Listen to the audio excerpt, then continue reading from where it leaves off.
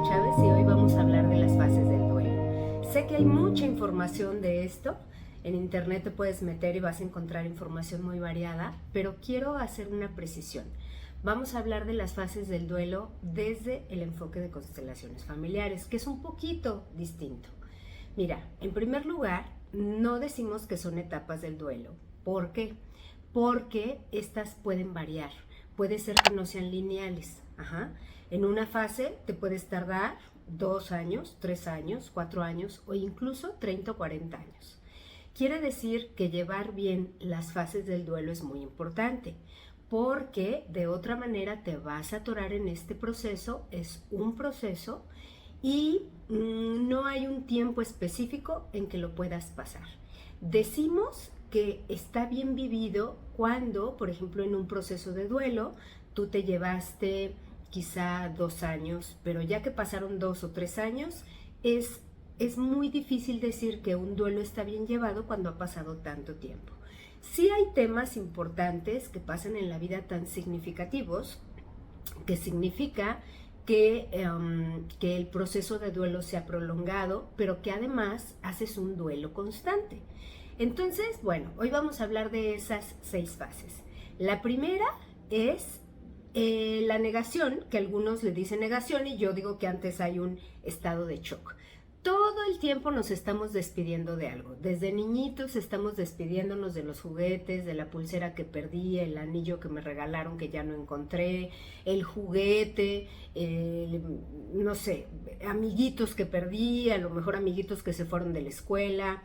Todo el tiempo estamos perdiendo el cuaderno, el lápiz, la pluma. Pero hay eventos más significativos que uno va perdiendo, o incluso pueden ser personas, pueden ser situaciones particulares que tú vivías con mucha felicidad y fuiste perdiendo. También puede ser un objeto, ¿ok? Entonces aquí lo importante es que tú sepas que cuando es muy abrupto el suceso, entramos en un estado de shock. Es como si el alma automáticamente se paralizara y dijera, no lo creo, no estoy lista, pero ni siquiera es conscientemente que no lo creas. O sea, simplemente es en estado de, estás paralizado, ¿sí? Yo le digo que estás en shock. De hecho, los biodescodificadores hablan mucho de este tema y hablan del bioshock, que finalmente genera que tú no pudiste procesar algo y entonces viene la enfermedad. Bueno, pues acá también, digamos que hay un momento en el que te surge algo inesperado, en el que tú no estabas listo o no estabas lista, que ni se te ocurría racionalmente que podía pasar. Esto puede ser, por ejemplo, cuando hay temas como desastres naturales, por ejemplo, los temas de la guerra, que están ahorita muy presentes, cuando te quedas, por ejemplo, sin nada, que tú siempre te prometieron una herencia y tú pensaste que te la iban a dar y luego de repente no te la dan, cuando te roban el coche, cuando se meten a tu casa y te asaltan, cuando se te enferma un hijo, por ejemplo. Entonces hay diferentes circunstancias que van más allá de tus capacidades y tú no puedes digerirlo de manera rápida, ¿sí? Entonces, después viene una fase en la que tú dices, ya más consciente, esta fase es más consciente, en la que dices, no, creo que no, esto ella no me lo haría, no, pero mi hijo no fue para allá, no, pero, o sea, una parte es muy inconsciente y es la primera fase, que es la de shock, y otra parte es más consciente dentro de la negación de todas maneras, que es, no lo puedo creer, no lo puedo entender, no creo que esto me esté sucediendo a mí. Luego viene otra fase en la que viene un estado de mucha rabia. Yo digo que es ira más que molestia, ¿sí? Porque la molestia es algo muy moderado y la rabia es algo que tiene mucha fuerza. Normalmente para hacer una separación, realmente cuando ya estás conectando que sí sucedió, realmente si hay una fase en la que te molestas mucho. Puede ser que te molestaste con alguna persona, te molestaste con un grupo de personas, por ejemplo en el caso de los secuestros, que es, bueno, se llevaron a alguien, a un ser querido, y yo primero no lo podía creer, pero ahora estoy muerta de la rabia porque un grupo de personas se la llevó, se lo llevó. Otro evento importante podría ser, estoy muerto de rabia porque se accidentaron mis padres y no puede ser que Dios me haya hecho esto si se supone que Dios es muy bueno. Otro evento es también cuando me dicen no puede ser posible que me fueron infiel, pero ¿cómo se atreve? Entonces viene una fase de rabia. En personas que no pueden manejar la rabia y que aprendieron que tienen que ser prudentes, amables y comprensivas, yo lo que les digo es, esta fase quizá no te va a llegar de manera natural. ¿Por qué? Porque vas a tener como una vocecita aquí que te dice, pórtate bien, acuérdate que no te tienes que enojar, recuerda que tienes que sonreír, recuerda que tienes que mostrarle al público o tienes que mostrar delante de la gente que todo está resuelto, ¿sí? Entonces, esta fase de rabia es, de hecho, una fase en la que yo veo que la mayoría de las personas se atoran. Normalmente, la fase que sigue es la fase de tristeza. Y normalmente la gente que no vive la fase de rabia se va en automático a la tristeza y luego lloran 1 o 2 meses y luego sienten que ya están muy bien. Pero lo que vemos es que a lo largo del tiempo este duelo se prolonga. ¿Por qué se prolonga? Porque nunca te enojaste, nunca realmente reclamaste a nadie ni a nada.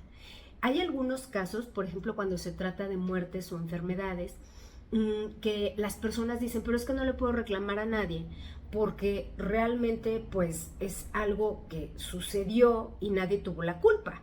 Pero lo que yo les muestro es que de todas maneras la rabia existe. ¿Con qué? Pues con la fuerza de la naturaleza, con la fuerza del universo, con algo debe ser que estés enojado. Cuando las personas realmente no muestran su enojo, quedan como en una fase como muy superficial del duelo. Ajá. Y yo aquí lo que he visto es que aquí es lo peligroso precisamente, porque les puede llevar 20, 30, 40 o 50 años arreglar este asunto e incluso la gente fallece y se queda en esta fase. Entonces, después de esta fase de rabia, que muchos luego reclaman o andan enojados con quien no debe ser, y deben de reclamarle a una persona por allá y entonces en vez de ir con la de allá a reclamarle, van y andan regando el de enojo con todo a la gente. Es importante que sepas que tienes que identificar bien en dónde y qué te detonó esta rabia, porque si no la vas a andar regando tu carácter, tu personalidad. Algunos hablan de personalidad.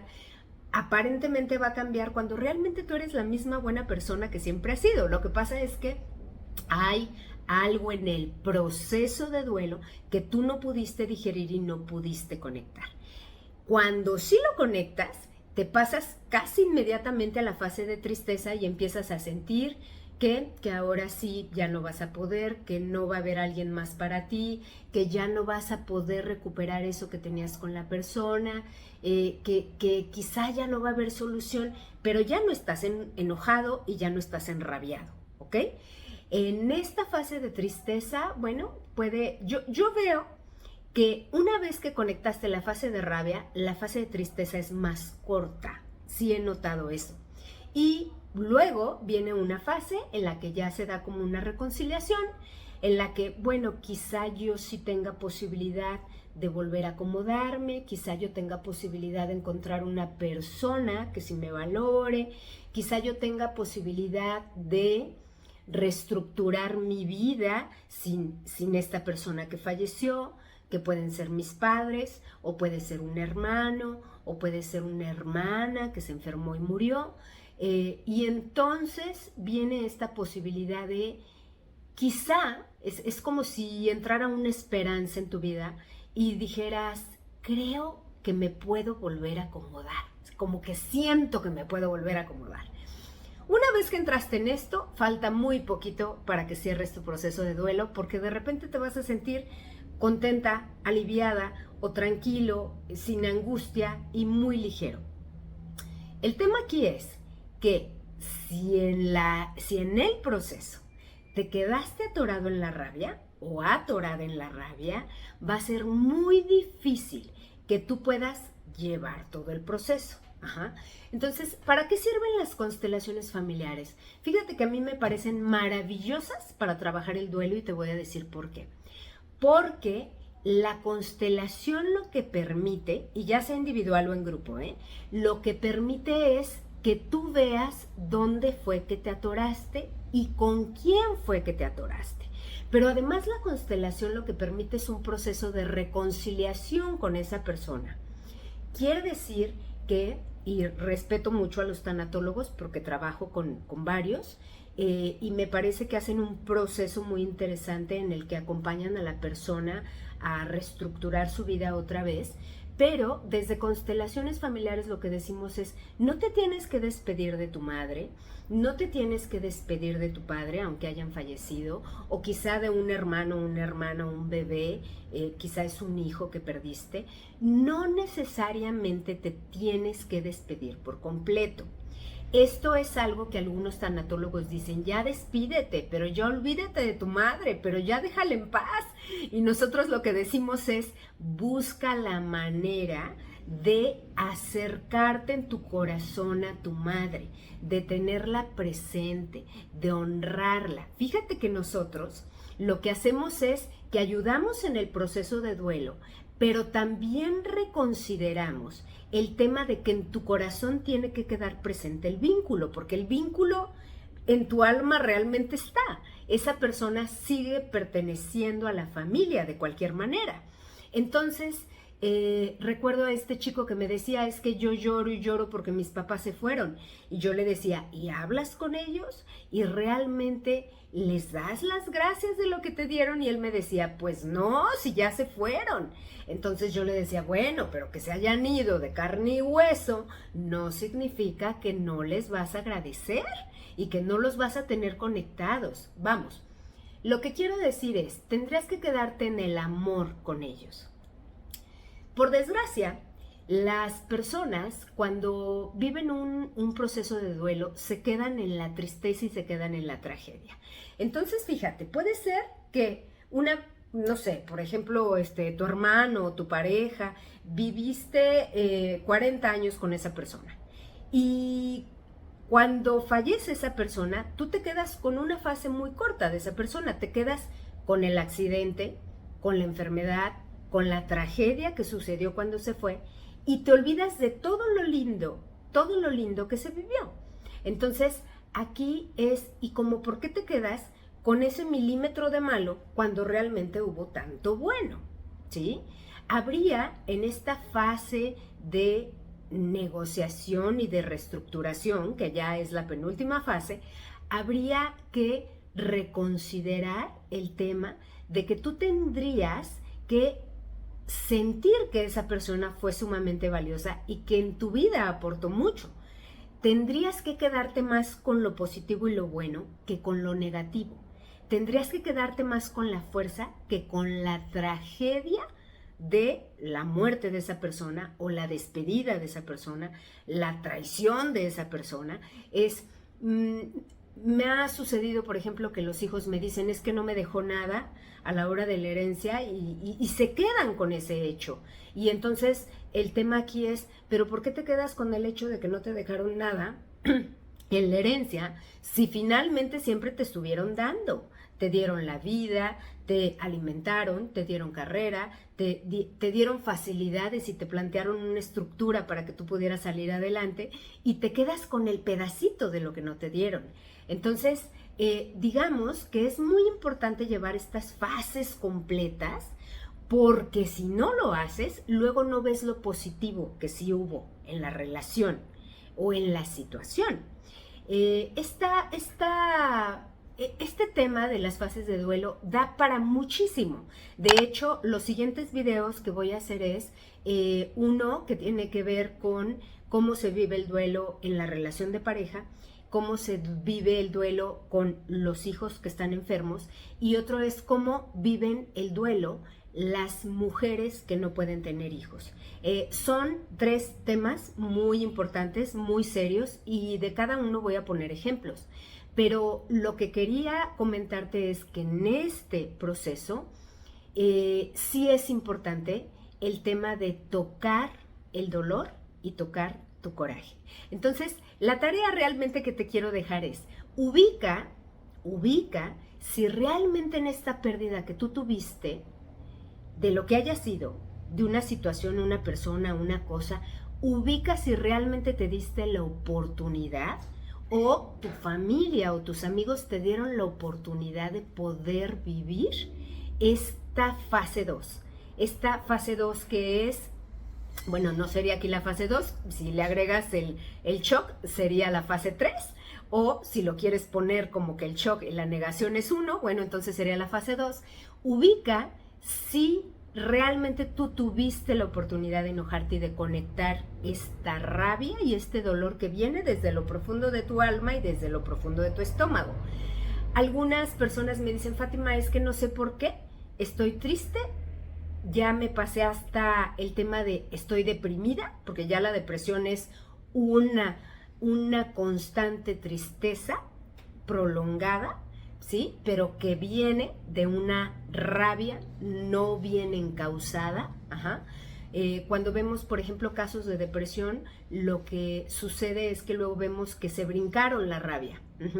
O, por ejemplo, en personas que no pudieron volver a acomodarse en una relación de pareja, vemos que con el ex o con la pareja anterior se brincaron la rabia. Entonces, aquí la invitación es a que te preguntes, ¿sí viví esta fase?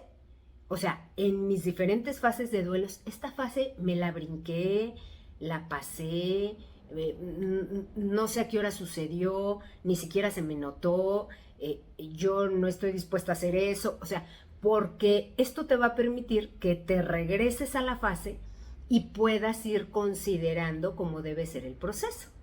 Así que, bueno, reflexiónalo, y si necesitas ayuda ya sabes que aquí estamos un equipo de especialistas en constelaciones familiares y podemos ayudarte y te podemos acompañar en este camino de poder reconsiderar tu duelo, poder limpiar esa herida que quizás cerraste pero quedó infectada, sucia, ¿no?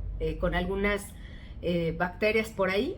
Y bueno, te acompañamos en este proceso, no tienes que hacerlo solo, no tienes que hacerlo en soledad, acompañado siempre es más sencillo, y cuando hay unos ojos externos, pues la persona de fuera puede mostrarte de una manera más particular y más precisa dónde fue que te atoraste.